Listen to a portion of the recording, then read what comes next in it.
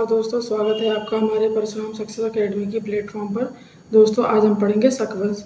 तो आइए शक वंश की ओर चलते हैं। हमारा पहला प्रश्न है, शक वंश की उत्पत्ति कहाँ से मानी जाती है? तो शक वंश की उत्पत्ति जो है वो ईरान से मानी जाती है। ठीक है। अगला प्रश्न है, भारत में शक वंश का प्रथम शासक कौन था? तो भारत में प्रथम शासक जो था शक वंश का, वो माउज या मौज या फिर मोजा, ठीक है, ये इन नामों से जाना जाता था, ये था। अगला प्रश्न है, शक वंश की राजधानी कहाँ थी? तो शक वंश की राजधानी उज्जैन थी। ठीक है, शक वंश की राजधानी कहाँ थी? शक वंश की राजधानी उज्जैन थी और बाद में भरूच कर दी इन्होंने। ठीक है, बाद में क्या कर दी? भरूच। अगला प्रश्न है, शक शासक माहुज ने किस क्षेत्र पर अधिकार किया? तो उसने गांधार पर अधिकार किया। ठीक है, कहाँ पर अधिकार किया? गांधार पर।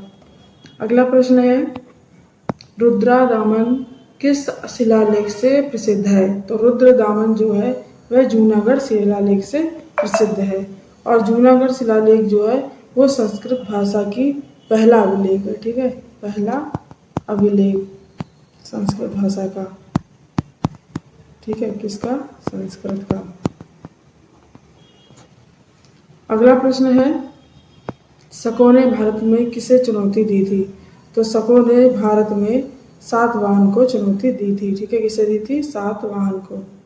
अगला प्रश्न है, शक वंश का सबसे शक्तिशाली शासक कौन माना जाता है? तो शक वंश का सबसे शक्तिशाली शासक जो है वो रुद्रदामन माना जाता है और इसकी जानकारी हमें जूनागढ़ अभिलेख से मिलती है। ठीक है, कहाँ से मिलती है? जूनागढ़ अभिलेख से।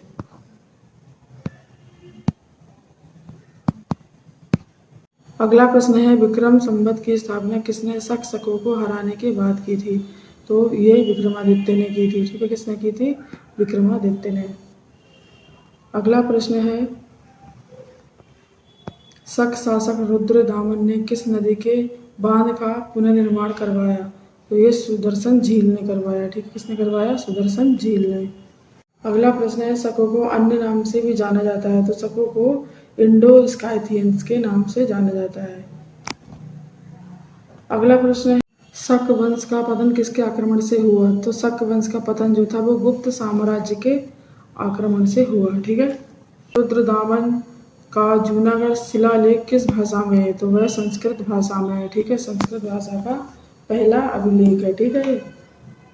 अगला प्रश्न है, शक काल का प्रारंभ कब तक माना गया? तो शक काल का प्रारंभ जो है वो 78 ईस्वी तक माना गया, 78 ईस्वी तक माना गया। अगला प्रश्न है, शक वंश के शासक को किस उपाधि से जाना जाता था? तो शक वंश को जो शासक थे उन्हें महाराज धीराज की उपाधि से जाना जाता था। अगला प्रश्न है, शकों का प्रमुख धार्मिक झुकाव किस ओर था? तो शकों का प्रमुख धार्मिक झुकाव जो था वो बौद्ध धर्म की ओर था।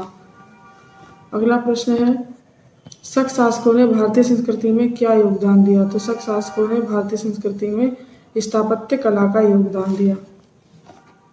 अगला प्रश्न है, शक वंश के शासक को किस उपाधि से जाना जाता था? तो शक वंश के शासक को महाराज धीराज की उपाधि से जाना जाता था।